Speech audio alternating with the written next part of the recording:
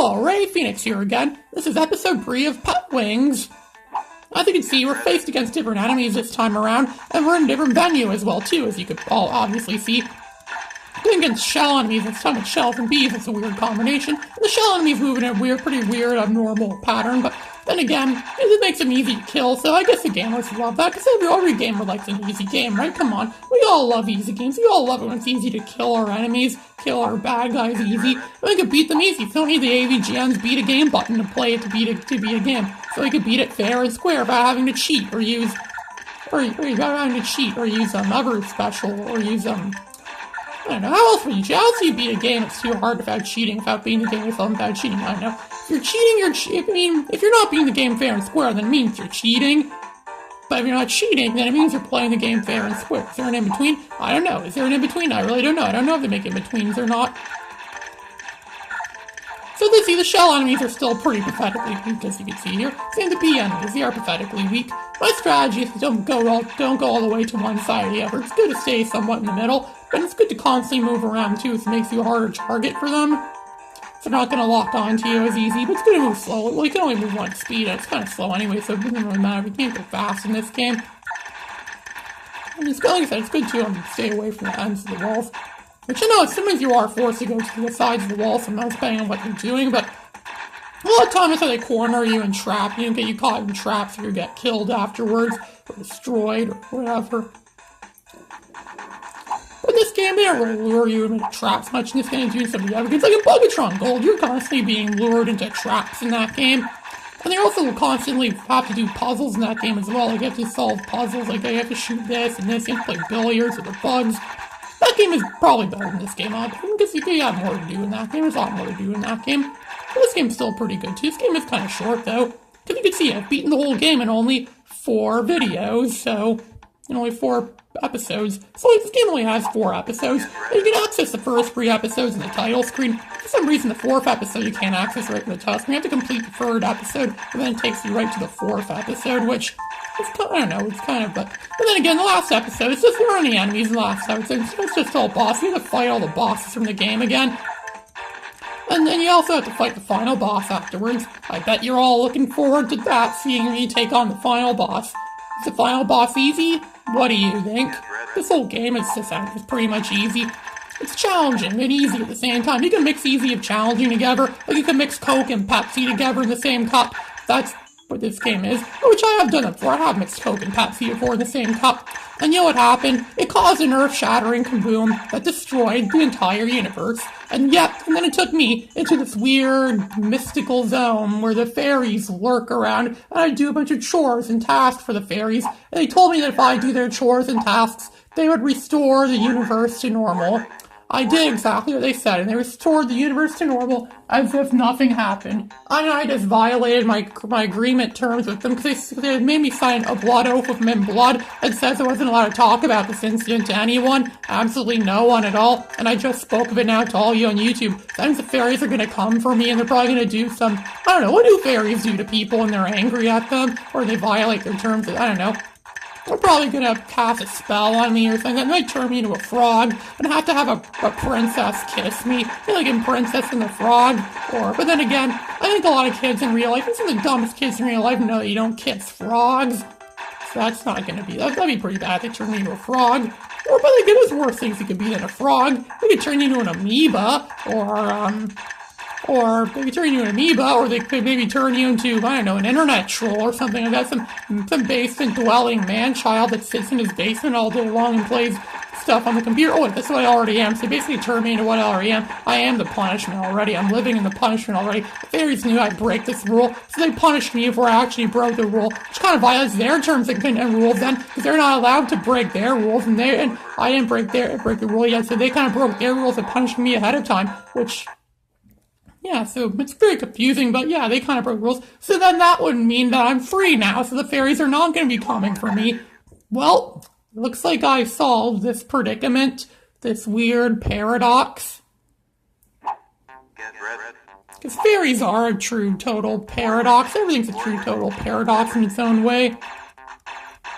I mean, like Sgt. Pepper was a paradox, kind of. The fact that they got the inspiration from Pet Sounds, the Beach Boys' Pet Sounds. And Brian Wilson of Beach Boys got his idea from the Beatles' Rubber Soul. So if there was no Beatles Rubber Soul, there'd be no Beach Boys Pet Sounds. If there was no Beach Boys Pet Sounds, there'd be no Beatles Sgt. Pepper. So the Beatles indirectly inspired themselves in a way. It seems kind of odd when you take into that context and that perspective, but yep, that's how it was.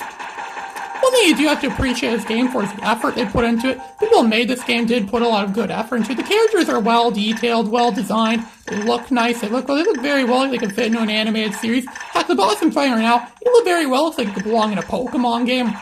If I didn't know any better, I'd say he was stolen from a Pokemon game. But then again, there's no snail-type Pokemon or shell-type Pokemon. At least none that I know of, according to my friend Arcanine50. So I watched his videos on him playing Pokemon Go and playing the Pokemon Stadium on the N64. So yeah, he said that there aren't that many shell-type Pokemon. And I believe him. He knows more about Pokemon than I do. He writes fan fictions of Pokemon, something that I don't do. I don't really write. I'm not much of a fan fiction artist myself. I don't write fan fictions. I prefer writing my own stuff based on my own characters created by me. Is that fan fiction when you create your own characters and write your own stories? Like, would it be considered fan fiction when Butch Hartman writes episodes of Fairly Odd Parents? Or is it a fan fiction when Butch Hartman wrote that episode of, or I'm not sure Butch Hartman wrote, but that episode of Fairly Odd Parents where Timmy Turner wishes that he has some kind of copier machine that creates anything from print or anything on paper into reality. Then he makes Dark Laser appear and decimate most of the world, and then he has references to Star Wars and things like that. And is that a fan fiction? I don't know. You guys tell me. You guys in YouTube land, tell me what you think about this. I'd like to know. I'd like to hear your guys' opinions. As I said earlier, comments are the most important part of YouTube videos. They're the reason why I like going on YouTube so much. I like hearing your input. I like hearing what you guys have to say about things.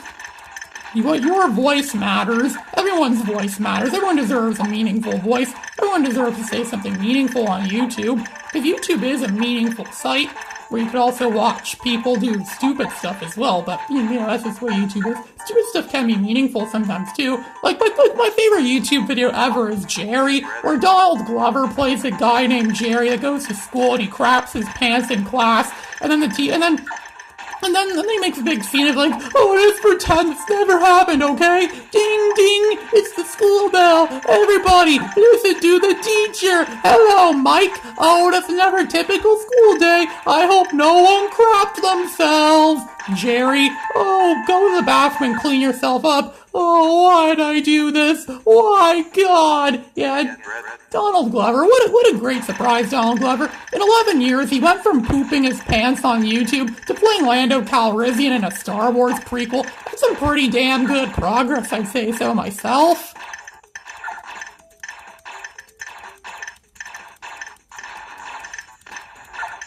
Yep, that is pretty good progress. That made good progress. I mean, a year ago on YouTube, I was a nobody a year ago on YouTube. A year later, I'm still kind of a nobody, but at least a lot more people know about me now. My videos have a lot more views now, and more people know I exist, and I have a lot more subscribers than I did a year ago. And I put commentary in my videos now, too, which is pretty good. I didn't do that a year ago. A year ago, I just made videos where my soulless mind just sits in front of a computer screen or something and plays a game, or shows the game, me playing the game, or something like that. Yeah, that's how it was a year ago. But times have changed, the economy has improved, and now I make videos with commentary. Not that my commentary is going to help the economy at all. I wish it would help the economy, though. I wish politicians would listen to Ray Phoenix some more. The world, I keep saying, the world would be better if more people watch my videos of me playing these stupid games where I talk about meaningless bullcrap. Well, it still does have a meaning. It's stuff that most people wouldn't understand. It's like when Dave Lister said, oh, it's still too early in the morning for all this Star Trek crap. Yeah, Dave Lister, you're right. It is still too early in the morning for all the Star Trek crap. You know, Dave Lister wouldn't like any of that stuff very much. You know, Lister, he's obsessed with curry. He's obsessed with eating curry. All he ever eats really is curry. He has curry stains on things. He has curry stains and custard stains on his long johns. And he wanted to meet, and he tried to meet a girl. And sometime he thought he was going to meet a girl. And he thought, oh, I have a sickness, this thing bulging out of my head. A bulging sickness. And there's this girl, the only girl he might see in the universe is on our ship. That's the same episode of Red Dwarf that had the Justice Zone in it. As I said before, I do like Red Dwarf. Red Dwarf's a pretty funny show. I wish I had more of it on DVD. I've seen most episodes of it. It's really good. I also like Mr. Bean a lot too. I watched a lot of Mr. Bean when I was a kid. As well as a lot of other stuff.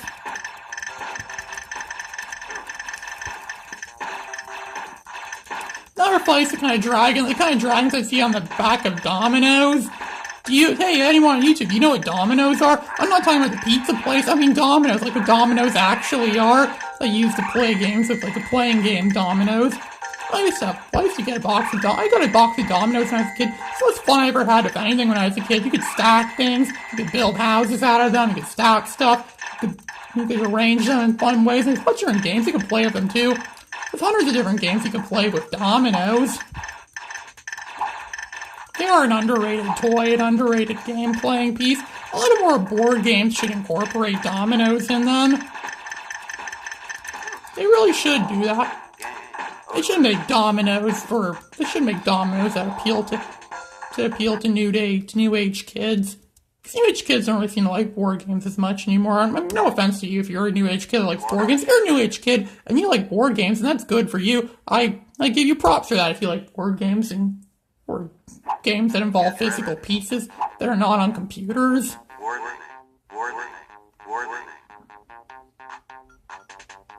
So here's my next crack at boss. Let's hope I win this time. This is the final boss of the third episode, and next we're going to episode 4. I hope episode 4 is going to be better. What am I saying? I'm sure it will be better.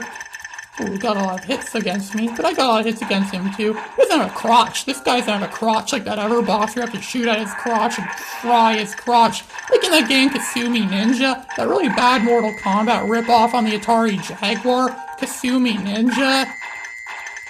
Atari, they couldn't afford the license for Mortal Kombat, so instead, they made their own. It dodges balls too. Looks like he does have balls after all. You have to dodge them. Again, a lot of effort really went into this game. Really have to give credit to the people who designed this game. And look at that, he's dead. And I have all these potions to collect. All my magical potions that I'll bring to my drug lab or wherever. So that's the end of episode 3. This is Ray Phoenix signing out.